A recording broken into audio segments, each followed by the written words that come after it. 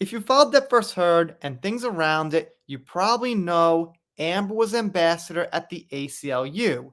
Now, I wasn't sure exactly what she was still doing after the case. I'm pretty sure that L'Oreal dropped her.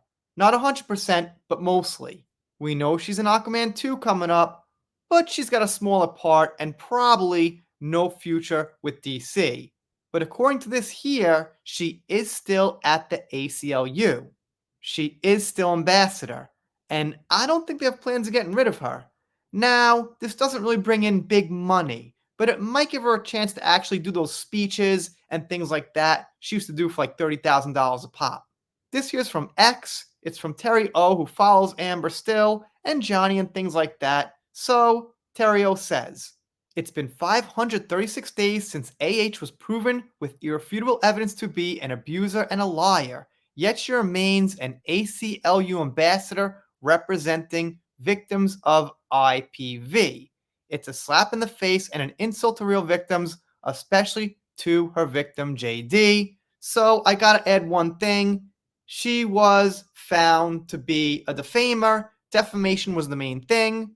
But okay, some other things as well were in the case and pretty certain.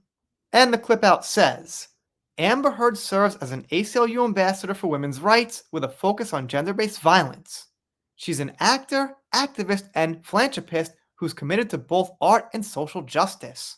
Originally from Texas, Heard moved to Los Angeles when she was 17 and made her feature film debut in Friday, forget which one that was. So that's all Terry has to go by, but I'm going to trust her that Amber is still there, and we've heard no news that Amber was actually let go from the ACLU, now that I think about it. It's kind of interesting how they throw in being social justice is a positive thing. I think it's somewhat neutral. It all depends on exactly the details of how you're doing it. And obviously, plenty of people pitched in. Gen X Bitch says they haven't removed her yet. This is outrageous. Laura B says they're corrupt. Terry O says, most definitely. Well, I won't disagree. Marianne Lloyd agrees with us. Yeah, she gets a heart. Daisy says they probably still think H is going to make the donation. I'm sure she has told them that. I wonder how many years they're going to wait because money is never coming their way. Right. Amber's probably like, I'll donate to you guys. $7 million. Okay, old joke, had to say it. Victoria just has some shock about it. Is she really listed there? It's cringe, that kind of thing. Victoria gets a heart. Rosanna says she's only there for attention. Yeah, can't disagree.